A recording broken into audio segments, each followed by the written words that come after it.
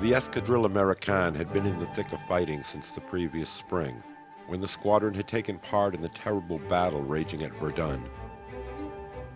The all-volunteer squadron had suffered its first fatality in June, when Victor Chapman, a native of New York City, had been shot down by a pair of Fokkers.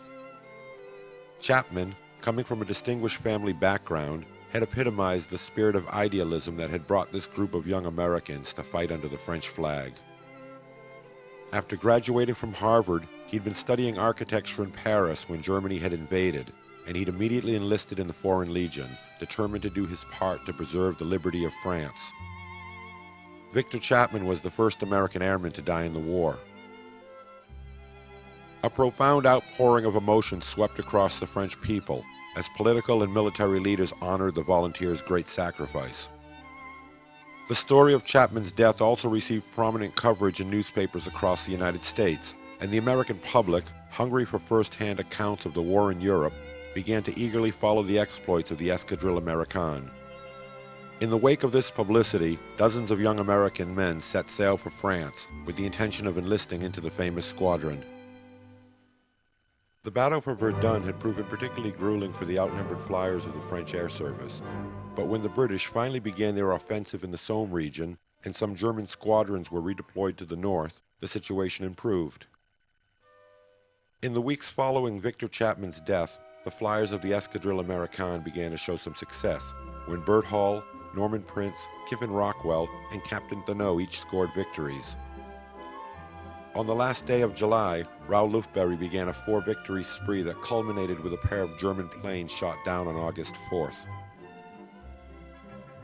In mid-September, the Escadrille was pulled out of Verdun and sent to Le Bourget, the great aviation center on the outskirts of Paris.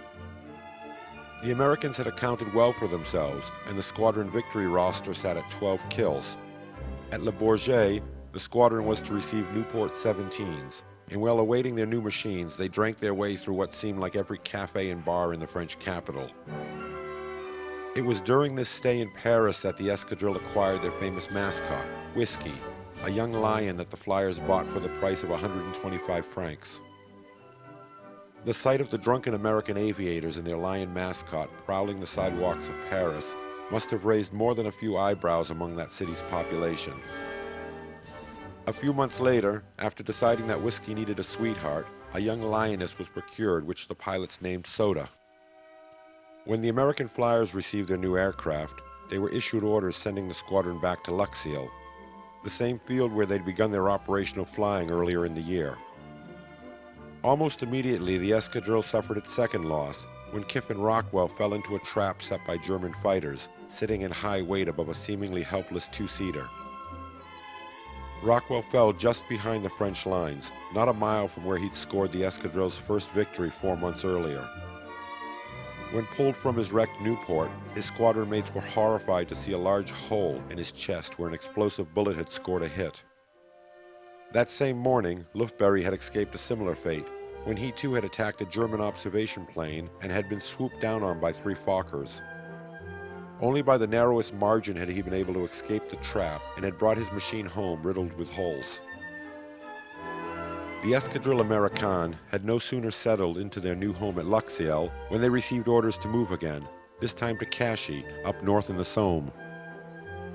Cachy was a huge airfield that served as the home base for nearly a dozen escadrilles de chasse, including the celebrated Storks Group. The brightest star in this universe was, of course, George Guynemer, who had just blasted his 25th German from the air and was now flying the rugged Spad fighter.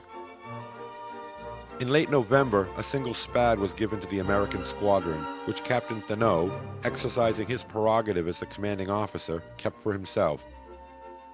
More allotments of the new fighter were quick in coming, and the Escadrille gradually re-equipped. Shortly after their arrival at Cachy, the Americans were issued a directive from the French General Headquarters that the name Escadrille Americaine was causing problems between the French government and the U.S. State Department. America was still a neutral country, and the publicity the volunteer group was receiving had become the subject of a great protest with the German consul in America. A new name was needed, and the squadron finally settled on Lafayette Escadrille, in honor of the French general who'd aided the United States in the Revolutionary War. With their new name, the Escadrille also adopted a new insignia for their aircraft. Henceforth, the sides of all the machines of the Lafayette Escadrille would be adorned with the profile of an Indian chieftain. The squadron had only been at Cashy for 2 weeks when they lost one of the original members. Bert Hall, originally from Higginsville, Missouri, had become something of an annoyance to his squadron mates. Crude and boorish, he was the misfit in the Escadrille. A braggart who routinely cheated in cards and wasn't above forging other pilots' names on his bar tabs, Hall had developed the unsavory habit of poaching other pilots' victories. On more than one occasion, when a fellow pilot had severely damaged an enemy machine, Hall had cut off his squadron mate to finish the deed. This behavior was, at best, considered ungentlemanly, and when the other squadron members took their grievances to Captain Thénault, Hall was transferred out of the Escadrille and into Newport 103, one of the famous Stork squadrons. Less than a month later, Hall was kicked out of the Storks and sent to Russia on a diplomatic aviation mission. Later, upon America's entry into the war, Hall would be released from duty with the French for transfer to the newly formed American Air Service, but when he never bothered to report for duty, would be listed as a deserter in both nations. After the war, Bert Hall would be convicted of bilking the Chinese government out of $34,000, and he would spend 2.5 years in prison for the crime.